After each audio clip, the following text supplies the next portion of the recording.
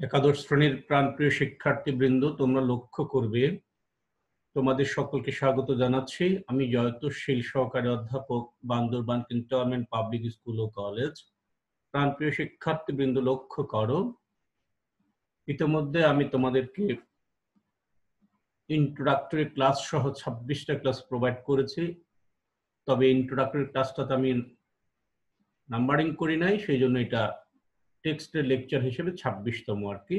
Actually 27টি lecture provide করেছি। তো যাই হোক, তোমরা লক্ষ্য করো এখন আমি কি পড়াবো তোমাদেরকে। দেখতে 26-এ কি দিয়েছি? Genetic material 6 phase, RNA phase 2, structure and functions of RNA and difference DNA RNA. RNA structure সম্পর্কে 25তম লেকচারে হাফ বলেছি। এগুলো একটু বোঝাতে হয়, যার কারণে একসাথে দিতে পারিনি। তো আমি ভেঙে ভেঙে ক্লাস করেছি বোঝানোর জন্য, তোমাদের সুবিধার জন্য, আমার সুবিধা নয়। দেখো প্রিয় শিক্ষার্থীবৃন্দ, কি লিখেছি। আরএনএ এর প্রকারভেদ পড়তে গিয়ে আমরা 25তম লেকচারে যা পড়েছি, এরপর থেকে 26তম লেকচারে খেয়াল করো। Number 2, ribosomal RNA. একটু খেয়াল করো, এখানে স্মল আর দিতে হবে সামনে একটা, এবং আরএনএ লিখতে হবে ক্যাপিটাল অ্যালফাবেটে। RNA, ribosomal RNA, ribosomal ribonucleic acid. যেসব আরএনএ রাইবোজোমের প্রধান গাঠনিক উপাদান হিসেবে কাজ করে তাকে রাইবোজোমাল আরএনএ বলে। রাইবোজোম একটি কোষীয় অঙ্গাণু, সাইটোপ্লাজমীয় অঙ্গাণু।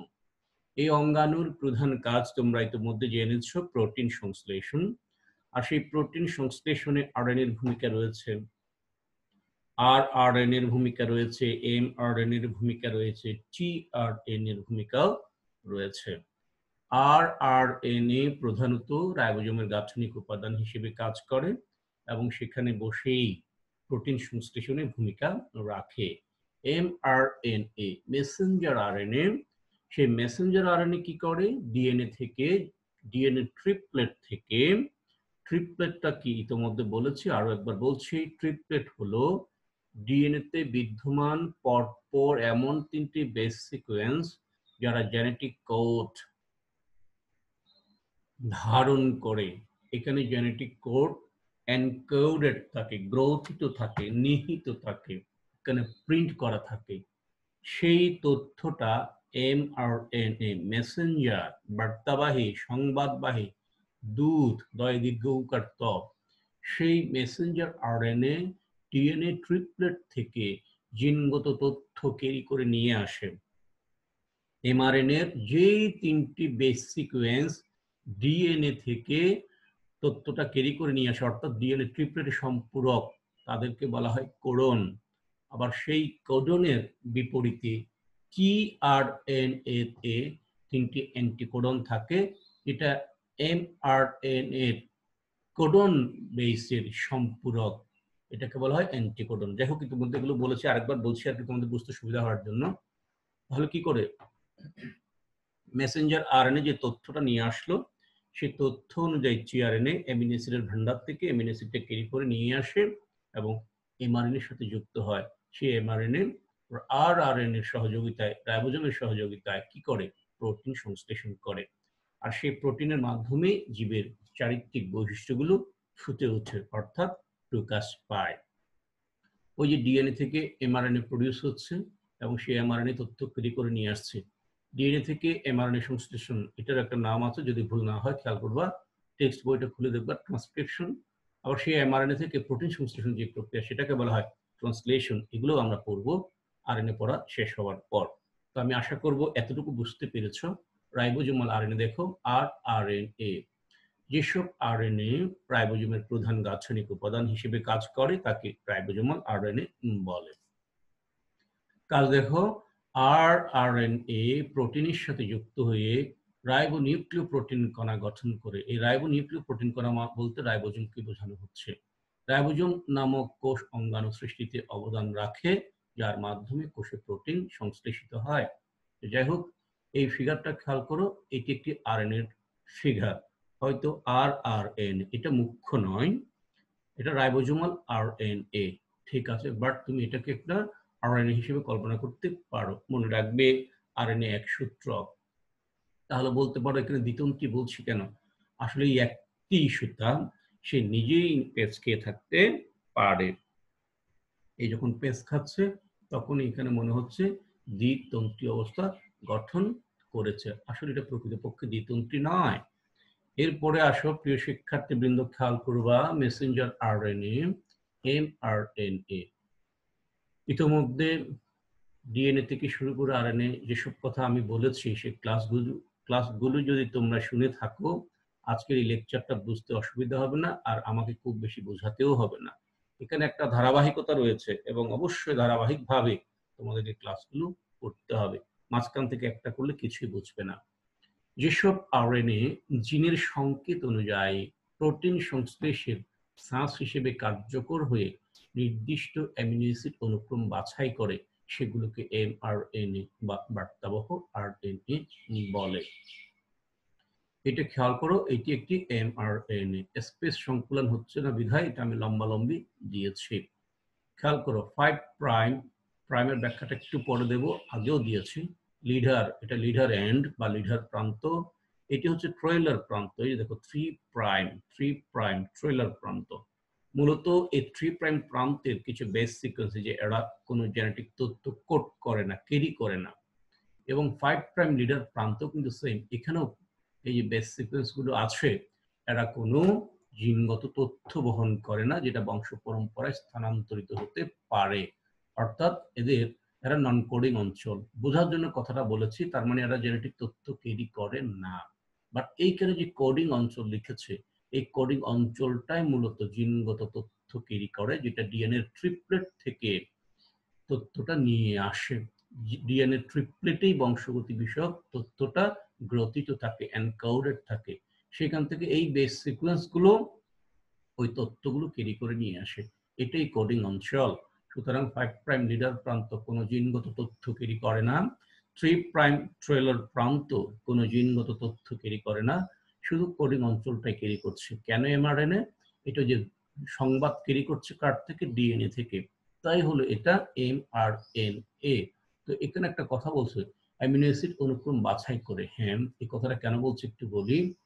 ওই যে এমআরএনএ ডিএনএ থেকে, ডিএনএ ট্রিপলেট থেকে যে তথ্যটা ক্যারি করে আনলো, সেই তথ্য অনুযায়ী ট্রান্সফার আরএনএ যে অ্যামিনো অ্যাসিডটা নিয়ে আসে সেটা ঠিক আছে কিনা সেটা সে বাছাই করতে পারে, কারণ তার মধ্যে কি আছে সেই তথ্যটা ডিএনএ থেকে সে ক্যারি করে নিয়ে আসছে। এই জন্যই বলছে যেসব আরএনএ জিনের সংকেত অনুযায়ী প্রোটিন সংশ্লেষ মানে তৈরি করা, ছাঁচ হিসেবে কার্যকর হয়ে, এই এমআরএনএ কিন্তু রাইবোজোমের সাথে, রাইবোজোমে আছে আরআরএনএ এবং এমআরএনএ, এমআরএনএও কিন্তু রাইবোজোমে যায় প্রোটিন সংশ্লেষণের সময়। যখন টিআরএনএ অ্যামিনো অ্যাসিডটা নিয়ে আসে তখন সেটা এমআরএনএকেই দেয়। সেই এমআরএনএ আরআরএনএ সহযোগিতায় প্রোটিনকে মঞ্চ হিসেবে, স্টেজ হিসেবে ব্যবহার করে, ওই রাইবোজোমকে স্টেজ হিসেবে ব্যবহার করে প্রোটিনটা সংশ্লেষ করে। আশা করি বুঝছো, আর বলবো না, শুধু পড়ে যাচ্ছি।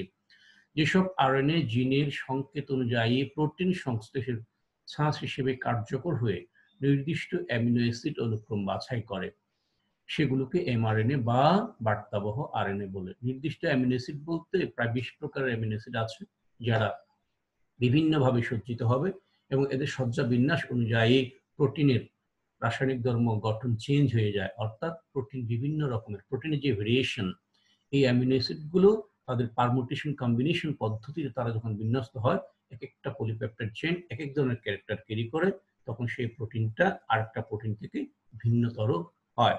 ধরে নাও 1 নম্বর প্রোটিনের উপরে 20 নম্বর প্রোটিন বসলো, তারপর 7 বসলো, তারপর 9 বসলো।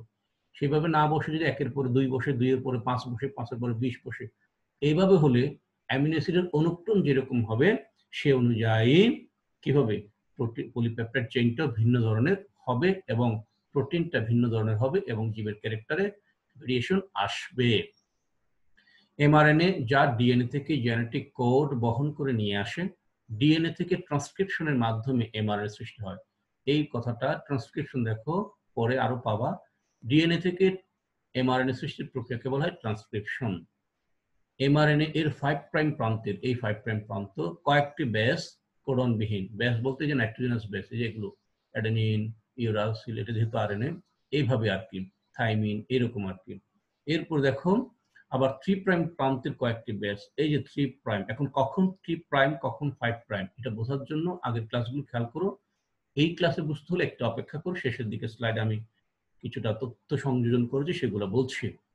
এই যে দেখো আবার 3 প্রাইম প্রান্তের কয়েকটি বেস কোডনবিহীন, এই প্রান্তকে 3 প্রাইম ট্রেইলার বলা হয়। মাঝখানের অংশকে কোডিং অংশ বলে। পরপর 3টি বেস মিলে একটি কোডন হয়। এই পরীক্ষায় প্রশ্ন হবে কোডন কি, ট্রিপলেট কি, অ্যান্টিকোডন কি। এগুলো অত্যন্ত চমৎকার প্রশ্ন, ইন্টারমিডিয়েট লেভেলে বুঝে যাও। ট্রিপলেট হলো ডিএনএ এর এমন 3টি বেস সিকোয়েন্স যারা বংশগত তথ্য ধারণ করে। আর কোডন হলো এমআরএনএ এর এমন পরপর 3টি বেস সিকোয়েন্স যারা ডিএনএ ট্রিপলেট থেকে কি করে, তথ্য ক্যারি করে নিয়ে আসে, এবং ডিএনএ ট্রিপলেটের সম্পূরক বেস যেটা এমআরএনএ তে থাকে। অ্যান্টিকোডন কি, টিআরএনএ এর 3টি বেস সিকোয়েন্স যেটা এমআরএনএ এর কোডনের সম্পূরক, কোডনের বিপরীতে বসে, তাই অ্যান্টিকোডন। আশা করি বুঝতে পেরেছো।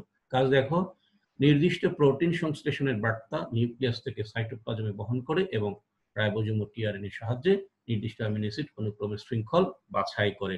পরের স্লাইডে দেখো প্রিয় শিক্ষার্থীবৃন্দ কি লিখেছি, জাস্ট দুটো ছবি, এই ছবিগুলো আগেও দিয়েছি, এটা একটু দেখে নিবা, আশা করি আর বোঝানোর প্রয়োজন নেই।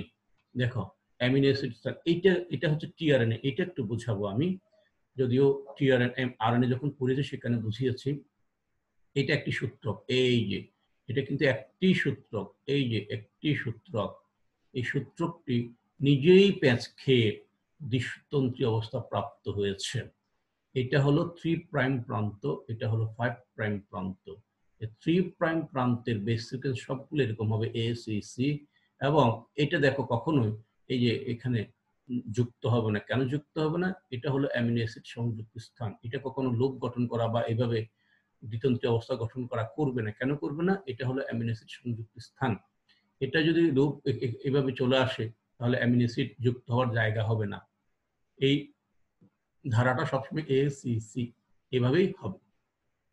যখন এটা দ্বিতন্ত্রী অবস্থা প্রাপ্ত হয় তখন কিছু আর্মস, কিছু লুপ তৈরি হয়, এটা লুপ, এটার নাম টি লুপ। আগের স্লাইডে ব্যাখ্যা দিয়েছি, ব্যাখ্যাগুলো দেখে নিবা। এটা হচ্ছে অতিরিক্ত লুপ, আর এটা হচ্ছে অ্যান্টিকোডন। এটা অ্যান্টিকোডন লুপ, এই তিনটা হচ্ছে অ্যান্টিকোডন, যেটা এমআরএনএ এর কোডনের সম্পূরক। আর এটা হচ্ছে ডি লুপ। তাহলে লুপ কয়টা? একটা ডি লুপ, এই একটা অ্যান্টিকোডন লুপ, দুইটা, একটা অতিরিক্ত লুপ তিনটা, একটা হচ্ছে টি লুপ চারটা। আবার বাহু 5টা বলা হয়, এটাকে একটা অ্যামিনো অ্যাসিড বাহু আমরা ধরতে পারি, এটাকে টি বাহু ধরতে পারি, এইটাকে এক অতিরিক্ত বাহু ধরতে পারি, এইটাকে আমরা অ্যান্টিকোডন বাহু ধরতে পারি, এটাকে আমরা ডি বাহু ধরতে পারি। এই হচ্ছে একটা টিআরএন এর ক্লোভার লিফ, লবঙ্গ পাতা মডেল। আচ্ছা আসো এরপরে যায় এমআরএনএ টিআরএন এর পার্থক্য, জটিল কঠিন না, একটু পড়লেই বুঝবা। কি বলছে দেখো, এমআরএনএ একসূত্রক, সামান্য ভাঁজযুক্ত হলেও দ্বিসূত্রক অবস্থা গঠন করে না। এমআরএনএ দ্বিসূত্রক অবস্থা গঠন করে না, এতে কোনো ফাঁস তৈরি হয় না। এর 5 প্রাইম ও 3 প্রাইম প্রান্ত দুই দিকেই অবস্থান করে। আগের স্লাইডগুলো দেখে নিবা।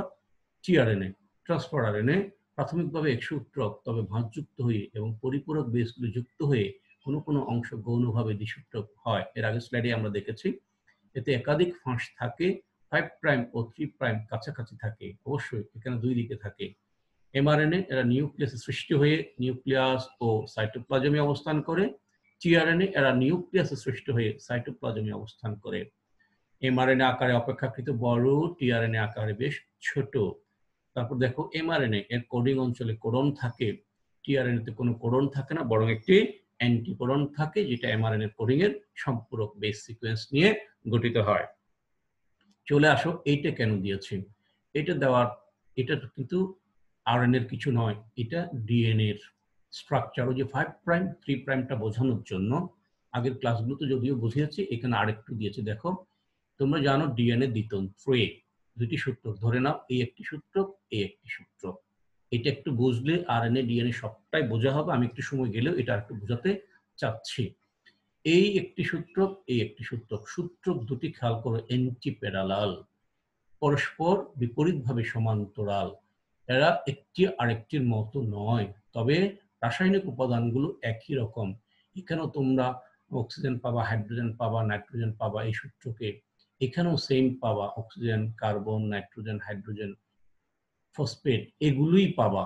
বাট এটা হুবহু এটার মতো না, এটা হুবহু এটার মতো নয়। তারা দুটি antiparallel, but they are not identical. কিভাবে আইডেন্টিক্যাল সেটা আমি বুঝাচ্ছি। এবং এই সূত্র দুটির, এই দুটোকে যদি আমরা রেলিং, একটা সিঁড়ির সাথে কল্পনা করি, এটাকে যদি একটা রেলিং চিন্তা করি, এটাকেও যদি একটা রেলিং চিন্তা করি, রেলিং এ থাকে দেখো পেন্টোজ সুগার এবং ফসফেট বা phosphoric acid, pentose sugar phosphate group বা ফসফরিক অ্যাসিড। এবং সিঁড়ির দিকে কি থাকে? সিঁড়ির দিকে থাকে দেখো, এটা একটা নাইট্রোজেনাস বেস, এটা একটা নাইট্রোজেনাস বেস, এই যে এটা নাইট্রোজেনাস বেস, এই যে এটা নাইট্রোজেনাস বেস, এটা নাইট্রোজেনাস বেস, এটাও নাইট্রোজেন ঘটিত ক্ষারক, এটাও নাইট্রোজেন ঘটিত ক্ষারক। আগেই বলেছি নাইট্রোজেন ঘটিত ক্ষারক দু প্রকার, purine base, pyrimidine base. Purine হচ্ছে অ্যাডেনিন এবং গুয়ানিন হচ্ছে পিউরিন বেস। সাইটোসিন এবং থাইমিন হচ্ছে পাইরিমিডিন বেস। আরো একটা সাইটোসিন থাইমিনের মতো আরেকটা আছে, সেটা হচ্ছে ইউরাসিল, সেটা ডিএনএ তে পাওয়া যায় না, আরএনএ তে পাওয়া যায়। এবং ইউরাসিল দেখেই বুঝবা যে এটা আরএনএ সূত্রক। আর সুগারের ক্ষেত্রে ডিএনএর সুগারটা ডিঅক্সিরাইবোস, আরএনএ সুগারটা রাইবোস। এই 2 নম্বর কার্বন অক্সিজেন থাকে না বিদায় ডিঅক্সি মানে অক্সিজেন বিহীন। আশা করি বুঝতে পেরেছ। এই যে দেখো এখানে সূত্র দুটির মাঝখানে যে সিঁড়ি, এখানে এক পাশে দেখো সাইটোসিন, এই সরি এটা থাইমিন, এটা হচ্ছে পাইরিমিডিন। অ্যাডেনিন এটা হচ্ছে পিউরিন, পিউরিন ডাবল বলা হয়। পিউরিন এই যে এ ডাবল বলা হয়, জি ডাবল বলা হয়, এ ডাবল বলা হয়, জি ডাবল বলা হয়। পিউরিন সবসময় ডাবল বলা হয়, পাইরিমিডিন সবসময় সিঙ্গেল বলা হয়। টি সিঙ্গেল বলা হয়, সি সিঙ্গেল বলা হয়, ইভেন আরএনএ ইউরাসিলও সিঙ্গেল বলা হয়। সবসময় খেয়াল করো টি এ এর সাথে টি, এই সিঁড়ি গঠনের ক্ষেত্রে একটি পিউরিন বেস, একটি পাইরিমিডিন বেস, একটি পিউরিন বেস, একটি পাইরিমিডিন বেস, একটি পিউরিন বেস, একটি পাইরিমিডিন বেস, একটি পিউরিন, একটি পাইরিমিডিন, এইভাবে সবসময় থাকবে। তাহলে দেখো, তবে এর সাথে টি, টির সাথে এ, এক পাশে এ হলে অপর পাশে টি, এক পাশে সি হলে অপর পাশে জি, এক পাশে টি হলে অপর পাশে এ, এক পাশে জি হলে অপর পাশে সি। তুমি এখানে টি দিয়েছো, টিটা এদিকেও দিতে পারো, এটা এদিকেও দিতে পারো, এটা কোনো সমস্যা না। তুমি এখন এটা আঁকার সময় কোনখানে এ দিবে কোনখানে টি দিবে এটা কোনো বিষয় না। তুমি এক পাশে পিউরিন আর এক পাশে পাইরিমিডিন এটা দিলেই হবে, এবং টি এক পাশে দিলে অপর পাশে এ দিলেই হবে, সি যেখানে দিবে তার অপর পাশে জি দিলেই হবে। তবে যদি বলো যে তুমি এটা পার্ট কর্পোরাস ক্যাপসুলারিস এর জিনোম সিকোয়েন্স, তখন কিন্তু আর উল্টাপাল্টা দেওয়া যাবে না, কারণ সেটা আবিষ্কৃত হয়ে গেছে এবং তুমি স্পেসিফাই করে বলছো যে এটা পার্টের জিনোম সিকোয়েন্স। তাহলে হুবহু যেখানে টি সেখানে টি দিতে হবে, যেখানে সি সেখানে সি দিতে হবে, এভাবেই আঁকতে হবে। আশা করি বুঝতে পেরেছ। এই যে নাইট্রোজেনাস বেসগুলোর, এই যে টি এবং এ এর মাঝখানে হাইড্রোজেন বন্ড দুইটা, এই হাইড্রোজেন বন্ডগুলো ডট ডট, এগুলো দুর্বল বন্ধন, এগুলো ভেঙে যায়। বাট সি এবং জি এর মাঝখানে তিনটা। এখন বলতে পারো টির সাথে কেন এ, সির সাথে কেন জি? এটার কারণ হলো এ এবং টি এর যে দূরত্ব, এই সিঁড়ির রেলিং দুইটা সমান দূরত্বে থাকে, মাঝখানে এই দূরত্বটা সুনির্দিষ্ট। যদিও এরা মাঝখানে একটা কাল্পনিক অক্ষকে কেন্দ্র করে ঘুরতে থাকে, ঘুরুক, এরা যেদিকেই ঘুরুক না কেন মাঝখানে ডিস্টেন্স সব জায়গায় সমান। মাঝখানের ডিস্টেন্সটা বজায় রেখে একটা কেন্দ্রীয় অক্ষকে কল্পনা করে ঘুরেছে।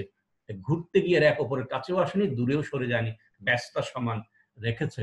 এই সমান দূরত্বটা মাঝখানে ফিল আপ করতে হলে টি এবং এ একে অপরকে নাগাল পায়, সি এবং জি একে অপরকে নাগাল পায়। এই যে দেখো এই নাগাল পাওয়াটা, এই যে নাগাল পাওয়াটা, এই টি এর সাথে তুমি যদি জি দিতা, এই গ্যাপটা ফিল আপ হতো না, তাহলে সূত্র দুইটা আলাদা থেকে যেত, বন্ডটা সৃষ্টি হতো না, গ্যাপ থেকে যেত। এবং সি এর সাথে জি না দিয়ে সি এর সাথে যদি এ দিতাম, এই গ্যাপটা ফিল আপ হতো না। শুধু তাই না, এখানে বন্ধন দেখো, এই তিনটা বন্ধন, এখানে দেখো দুইটা বন্ধন। সুতরাং টি এবং ই এর মুখ দুইটা এমন যে এরা মুখোমুখি বসে যেতে পারে, এরা একে অপরকে বন্ধনে আবদ্ধ করতে পারে। সি এবং জি একে অপরকে বন্ধনে আবদ্ধ করতে পারে, সেখানে সি এর সাথে এ হলে গ্যাপ থেকে যেত। আশা করি বুঝতে পেরেছ। সি 3'5' এটা একটু বোঝায়।